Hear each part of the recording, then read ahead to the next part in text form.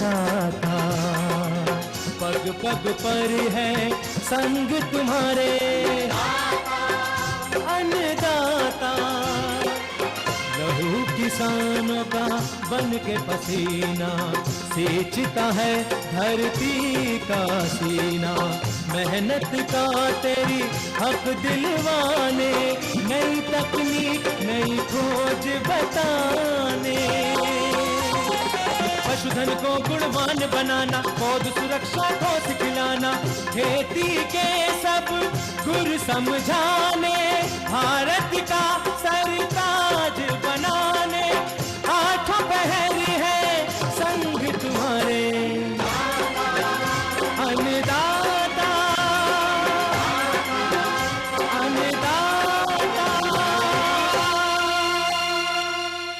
नमस्कार, मैं हूं नीलू। आप सभी दर्शकों का अन्नदाता कार्यक्रम में स्वागत करती हूं। हर रोज की तरह कार्यक्रम में लेकर आई हूं खेतीबाड़ी से जुड़ी हुई बहुत सी लाभकारी जानकारियां। तो चलिए सबसे पहले देखते हैं क्या है विशेष आज के कार्यक्रम में। भूमि में कठोर तह तोड़ने वाले चीजल हल की मदद से की जाएगी कृषि विभिन्नता का प्रयास। ककड़ी की फसल में फल मक्खी कीट की समस्या और इसका नियंत्रण। पॉली हाउस में शिमला मिर्च की खेती से लाखों की आय कमा रहे किसान से मुलाकात।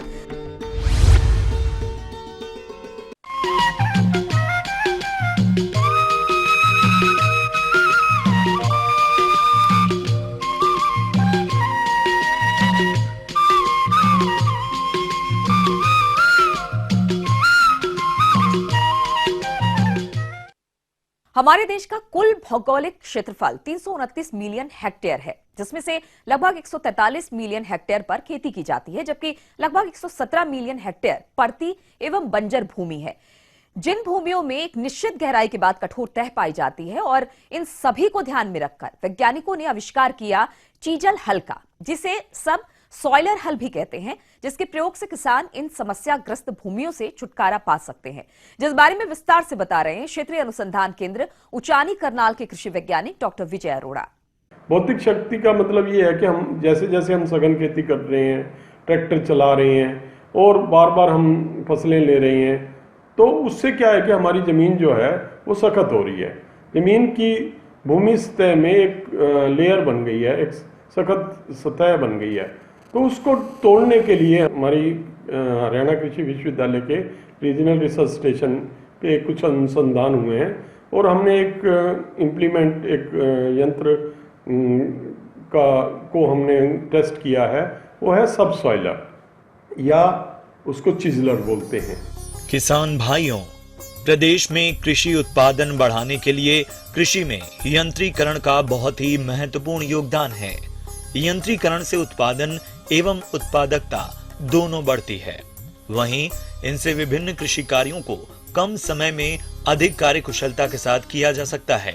कृषि क्षेत्र में प्रायः सभी कार्य कृषि यंत्रों से करना आज के समय में संभव है, जैसे जुताई, बुवाई, सिंचाई, कटाई, मड़ाई एवं भंडारण आदि। और आज हम जिस यंत्र के बारे में चर्चा करने वाले हैं, उसे कृषि वैज्ञानिकों ने नाम दिया है सब सॉइलर हल। आइए जानते हैं इसकी विशेषता एवं कार्यविधि के बारे में। ये जमीन में जो है 1.5 फुट की गहराई पर जाता है और 5 फुट की दूरी पर हमने इसको पूर्व से पश्चिम और उत्तर से दक्षिण दोनों तरफ से हमने खेत में चलाना है क्रॉस करके। तो इससे क्या होगा, हमारी जमीन पोली होगी और हमारी जमीन में भौतिक शक्ति बढ़ेगी। सब सॉइलर हल या चीजलर हल उच्च कार्बन स्टील से बने होते हैं, जिसका प्रयोग मिट्टी की सख्त सतह को तोड़ने, मिट्टी को ढीला करने और मिट्टी में पानी पहुंचाने की व्यवस्था को उत्तम बनाने एवं अनप्रयुक्त पानी की निकासी के लिए किया जाता है। सालों साल खेत की कम गहराई तक जुताई करने से खेत के नीचे की जमीन कठोर बन जाती है, जिस कारण जड़ें ज्यादा फैल नहीं पाती और फसल की पैदावार में कमी देखने को मिलती है। अतः चीजलर हल, जिसे सब सॉइलर हल भी कहते हैं, के द्वारा हमें 2 साल में खेत की जुताई करनी चाहिए। इसमें ये चिजलर या सब सॉइलर के नाम से है। कुछ लोकल कंपनियां इसको बना रही हैं और किसान भाइयों, यदि आप इस सब सॉइलर हल को खरीदना चाहते हैं तो इस यंत्र की कीमत है 8 से 10 हजार रूपए तथा इसके बारे में और अधिक जानकारी के लिए आप अपने नजदीकी कृषि विभाग या कृषि अधिकारी से संपर्क कर सकते हैं। यहाँ जो कृषि यंत्र बनाते हैं उन कंपनियों से ये मिल सकता है। दूसरा, कृषि विभाग में इसका अनुदान है, इसके लिए आपको कृषि विभाग से संपर्क करना पड़ेगा।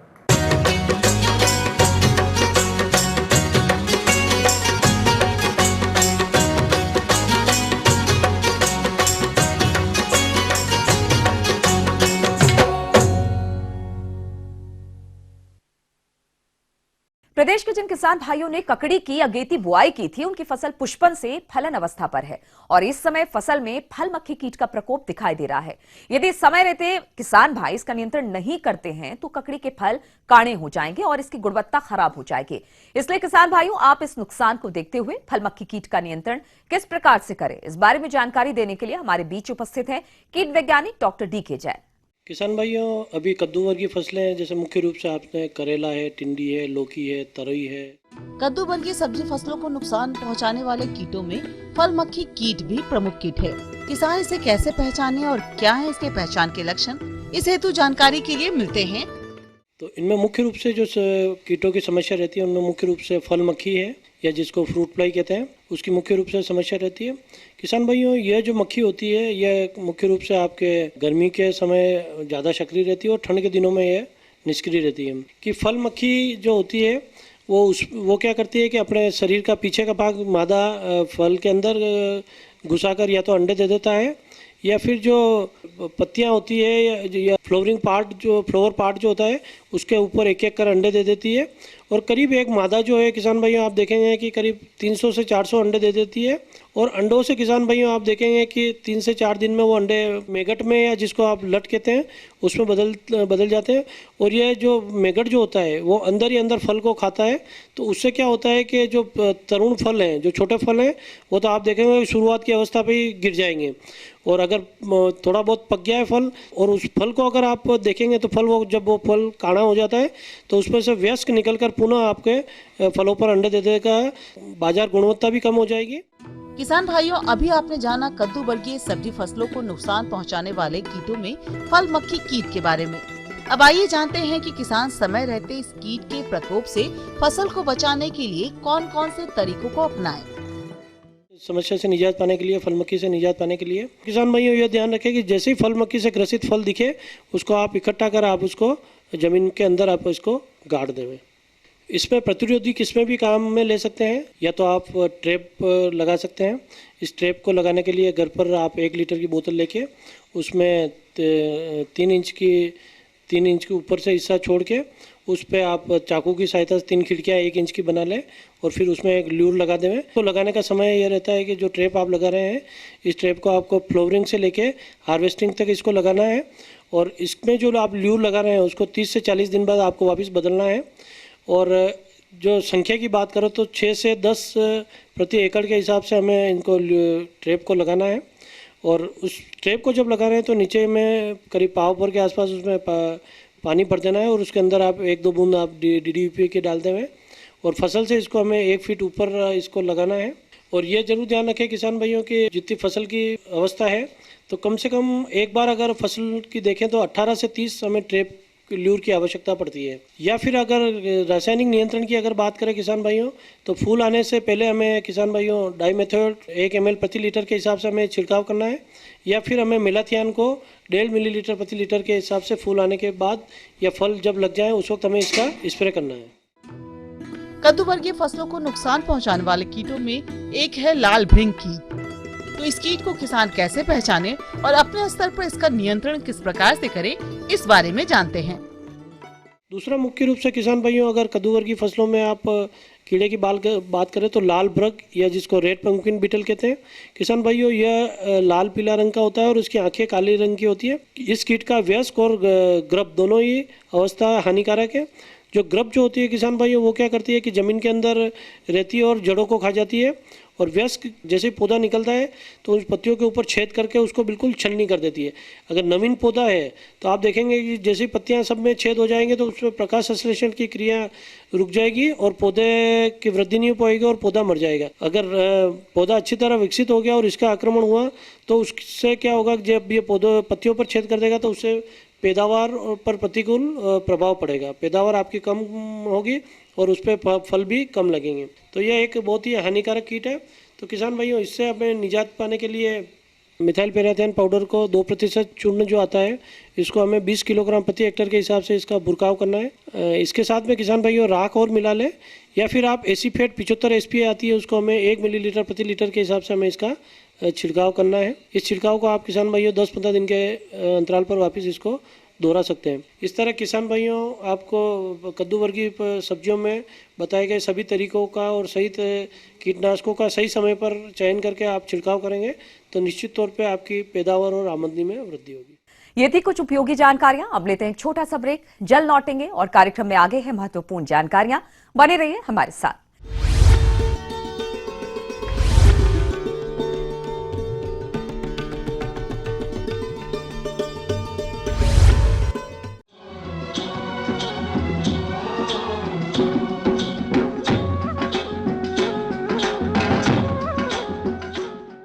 ब्रेक के बाद एक बार फिर से आप सभी दर्शकों का अन्नदाता कार्यक्रम में स्वागत है। बढ़ते हैं अगली प्रस्तुति की ओर।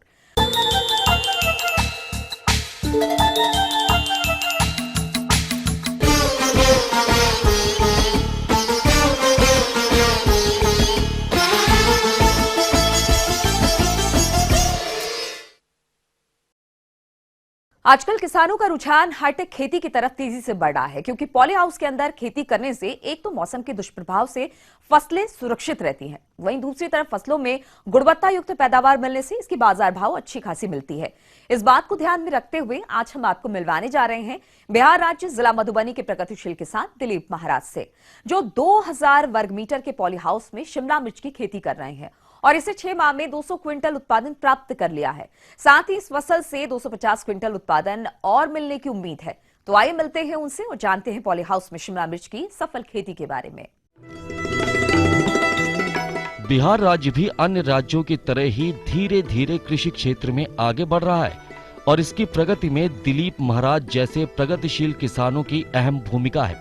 जी हाँ, जिला मधुबनी में रहने वाले दिलीप महाराज पुरानी कृषि प्रणालियों को छोड़कर अब कृषि की आधुनिक तकनीकियों को अपनाते हुए पॉली हाउस में शिमला मिर्च की खेती कर रहे हैं। फिलहाल इन्होंने अपने 2000 वर्ग मीटर क्षेत्र में इसकी फसल लगा रखी है और इससे प्रतिवर्ष लाखों रुपए की आमदनी प्राप्त कर रहे हैं। तो सबसे पहले जानते हैं कि इनकी सफलता का क्या है राज।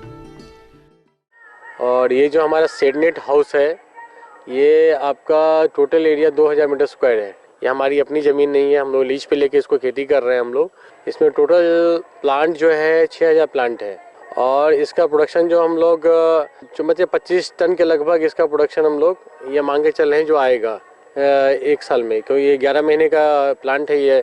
और ये जो प्लांट आप देख रहे हैं यहाँ जो लगा हुआ है, ये सारा जो है आपको नवंबर के फर्स्ट वीक हमने प्लांट किया था इसको। तो हम लोग जो प्लांटिंग कर पाए यहाँ पे सितंबर में प्लांटिंग करना था, जो कि नवंबर में किए हैं हम लोग। फरवरी फर्स्ट वीक से इसका प्रोडक्शन स्टार्ट हो गया है और अभी तक कम से कम हम लोग 1500 से 200 केजी के बीच में अभी तक हम लोग ने हार्वेस्ट किया है। और इसका जो रेट हमको अभी मार्केट में मिल रहा है, स्टार्टिंग में तो थोड़ा सा कम था रेट, 17-18 रुपया था, लेकिन अब 22 से 25 रुपया तक गया मार्केट में रेट। यहाँ का जो क्लाइमेट है वो भी थोड़ा सपोर्ट करता है, तो गर्मी के टाइमों में हम मैक्सिमम टाइम तक इसको हम हार्वेस्ट कर सकते हैं। भले प्रोडक्शन तो थोड़ा सा कम आएगा, लेकिन हमको रेट अधिक मिलेगा। यहाँ पे 40, 45, 50, 60 तक जाता है यहाँ रेट।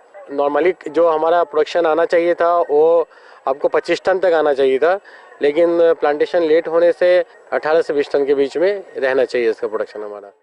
किसान भाइयों, बात करते हैं शिमला मिर्च की खेती में आने वाले खर्च के बारे में।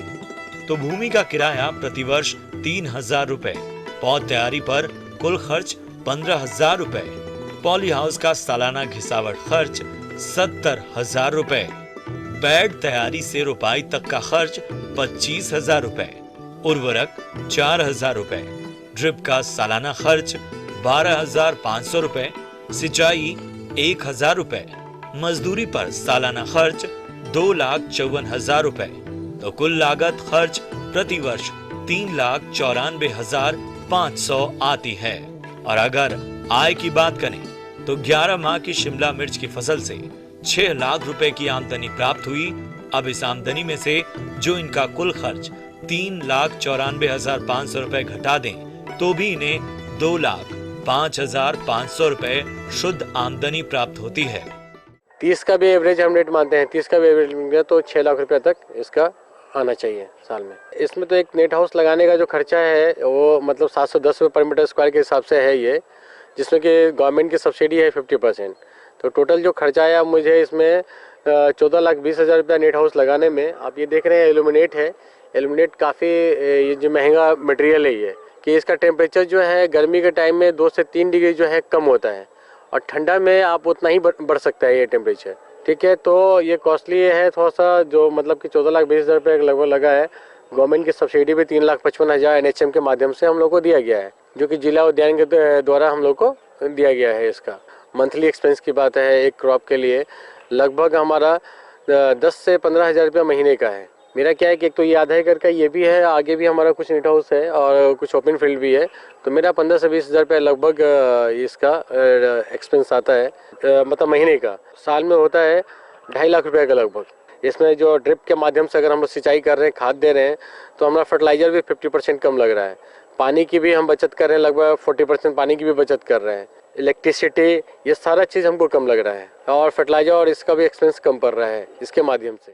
किसान भाइयों, पॉली हाउस में शिमला मिर्च की खेती से इतनी अच्छी आमदनी लेने के लिए ये किसान अपना प्रबंधन कैसे करते हैं, आइए जानते हैं।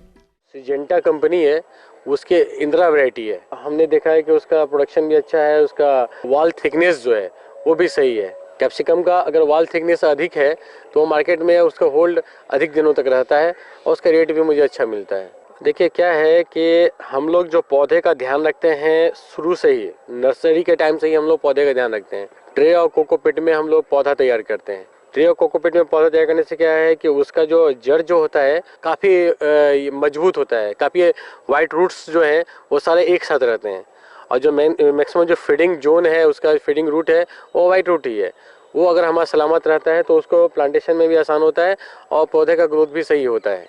हम लोग का जो बेड जो होता है 90 सेंटीमीटर का बेड होता है ये, और आपको 75 सेंटीमीटर का पाथवे होता है। इसका जो प्लांट टू प्लांट है 40 सेंटीमीटर पर हम लोग प्लांट टू प्लांट इसका ये लगाते हैं प्लांट। एक बेड पे हम लोग 2 रो लगाते हैं। ये प्लांट जो है आपको 10 फीट 12 फीट तक, इसका 2 ब्रांच हम लोग मेंटेन करते हुए 10 फीट 12 फीट तक ले जाते हैं। मेरा ये कहना है कि सर सबसे पहले तो ये ध्यान देना चाहिए, सिंचाई का मेन रोल है। नेट हाउस और या पॉली हाउस के अंदर भी सिंचाई का ध्यान रखना बहुत जरूरी है। हम लोग जो पौधे को डेली खाद और पानी देते हैं, डेली जो है आधा घंटा के लगभग हम ड्रिप चलाते हैं और 2 दिन 3 दिन पे हम लोग जो है आपका 10 मिनट से 15 मिनट हम लोग फर्टिलाइजर चलाते हैं, 2-3 दिन पे एक बार। तो ड्रिप सबसे अच्छा माध्यम है पौधे में पानी देने के लिए। फर्टिलाइजर का भी जो है, जैसे पौधा छोटा है तो हम लोग 19-19 देते हैं, जो बढ़ता है उसमें पोटास की मात्रा बढ़ानी पड़ती है, वो भी इस पौधे के हिसाब से। गर्मी जो बढ़ेगी, अधिक बढ़ेगी तो हो सकता है वाइट फ्लाई का इस सब का अटैक होता है थोड़ा बहुत, लेकिन उसको हम लोग जो है हमारे पास एक 60 दवाई है, उसका छिड़काव करते हैं तो उससे बहुत हद तक कंट्रोल हो जाता है। आपको बहुत सारा जो डिजीज इफेक्ट है, चाहे वो माइट्स का हो, चाहे वो आपका वाइट फ्लाई हो, इस सब का इफेक्ट आता है। इंसेक्ट नेट में होने के कारण से उनका इफेक्ट कम है। आपका एल्यूमिनेट जो है ये भी टेम्परेचर को थोड़ा कंट्रोल करता है। किसान भाइयों, इन्होंने पॉली हाउस के अंदर प्लास्टिक मल्चिंग का इस्तेमाल किया है, तो इससे इन्हें क्या लाभ है? जब इनसे इस बारे में पूछा गया तो उन्होंने कुछ इस प्रकार से बताया। और साथ साथ जो मल्चिंग है, हमारा मल्चिंग का भी बहुत बड़ा रोल है। जो आप देख रहे होंगे थोड़ा सा अगल बगल घास खरपतवार लग गया है, और जहाँ मल्चिंग लगा हुआ है हमारा, वहाँ एक भी खरपतवार नहीं है। मल्चिंग का बहुत बड़ा लाभ है आपको। आप मेरे बाहर भी हमने खेती की है ओपन में, जहाँ मल्चिंग नहीं है वहाँ का ग्रोथ उतना नहीं है जितना कि जहाँ मल्चिंग है उसका ग्रोथ है। तो मल्चिंग, ड्रिप इरिगेशन, इसका जो भी बहुत बड़ा रोल है नेट हाउस में, चाहे ओपन में, जहाँ भी हम लोग खेती कर रहे हैं। ठंडा का टाइम में क्या होता है कि थोड़ा सा ये ग्रोथ जो होता है हमारे पौधे का थोड़ा सा कम होता है ठंडा के टाइम में, लेकिन एल्यूमिनेट के कारण वो जितना असर पड़ना चाहिए वो असर नहीं पड़ता है, फिर भी पौधा हमारा बचा रहता है एल्यूमिनेट के कारण। जो कहीं बाहर जून जुलाई तक जाते प्रोडक्शन लोगों का खत्म होने लगता है, ये हमारा अगस्त सितंबर तक चलता है। आगे और भी हैं कुछ रोचक जानकारियां, पर यहां पर रुकेंगे एक और ब्रेक के लिए। जल्द हाजिर होते हैं।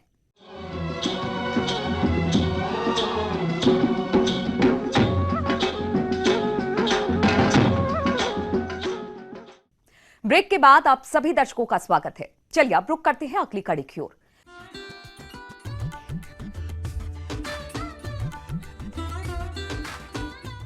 अन्नदाता हेल्पलाइन निशुल्क फोन संपर्क सेवा के माध्यम से आपके द्वारा पूछे गए प्रश्नों में से एक या दो महत्वपूर्ण प्रश्न को हम अपने कार्यक्रम में शामिल करते हैं और इसी के तहत आज का चयनित प्रश्न और उसका जवाब इस प्रकार है।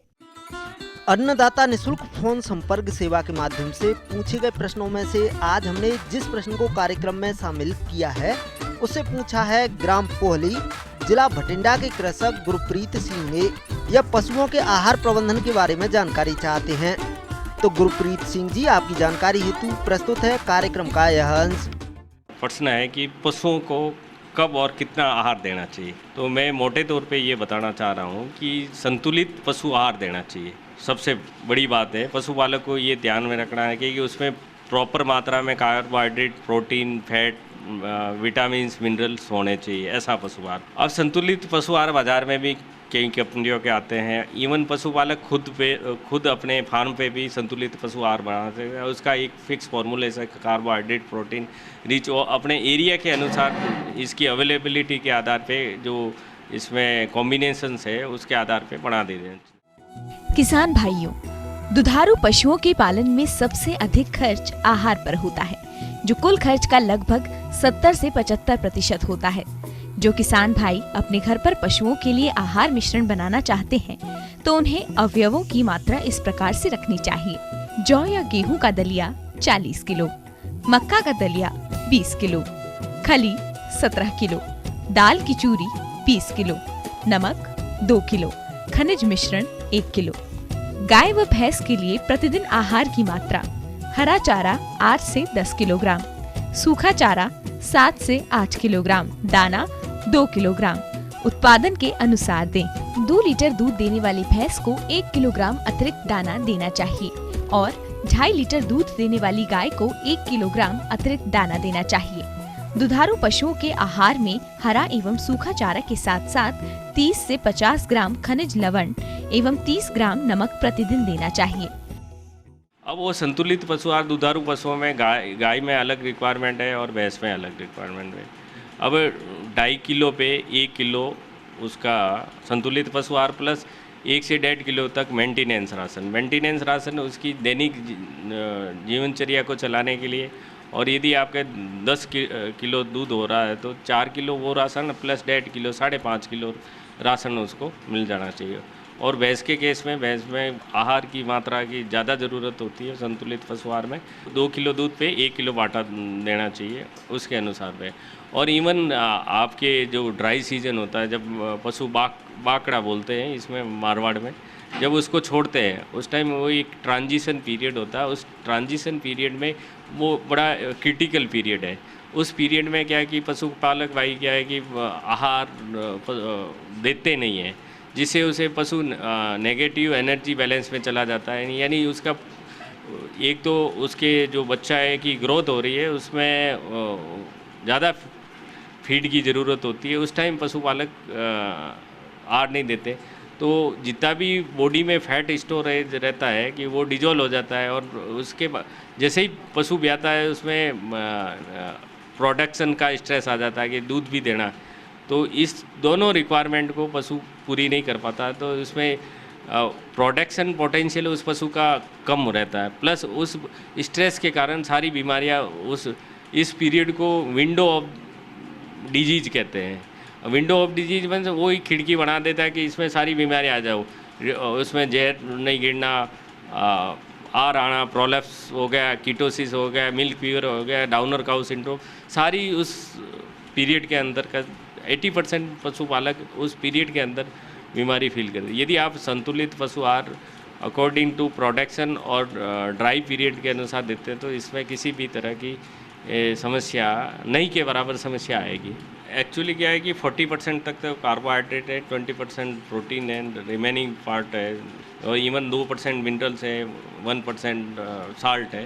ये कॉम्बो पैक बना के आप पशुपालक खुद तैयार कर सकते हैं।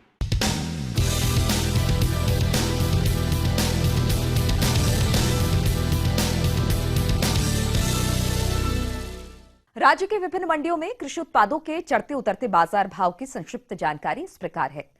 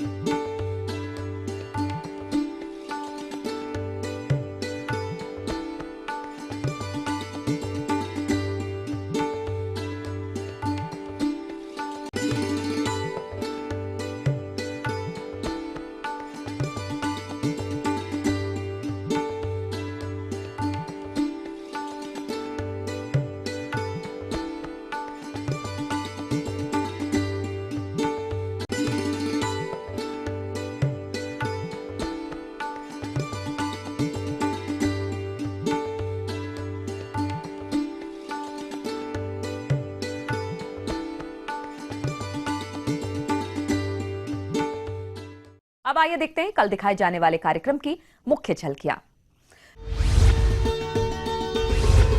अधिक पैदावार हेतु ग्रीष्मकालीन भिंडी की वैज्ञानिक तकनीक से बुआई, गुणवत्ता युक्त अधिक पैदावार के लिए अमरूद के बाग में बहार नियंत्रण। हम ये उम्मीद करते हैं कि आज का कार्यक्रम आप सभी दर्शकों के लिए उपयोगी रहा होगा। किसान भाइयों, अन्नदाता आपकी सेवा के लिए संकल्परत है। कृषि संबंधित समस्या एवं सुझाव के लिए आप हमें इस पते पर संपर्क कर सकते हैं। प्रोड्यूसर अन्नदाता, News 18 Punjab, Haryana, Himachal Pradesh, Ramoji film city, Hyderabad 501512। साथ ही आप हमें ईमेल भी कर सकते हैं। हमारा ईमेल है p18annadaata@nw18.com। इसके अतिरिक्त आप हमें निःशुल्क हेल्पलाइन नंबर 180041921555 पर सोमवार से शनिवार सुबह 10 से शाम 4 बजे के बीच संपर्क भी कर सकते हैं। फिलहाल अन्नदाता की पूरी टीम को इजाजत दीजिए। कल फिर इसी समय आपसे मुलाकात होगी कृषि संबंधित कुछ और महत्वपूर्ण जानकारियों के साथ। तब तक के लिए नमस्कार।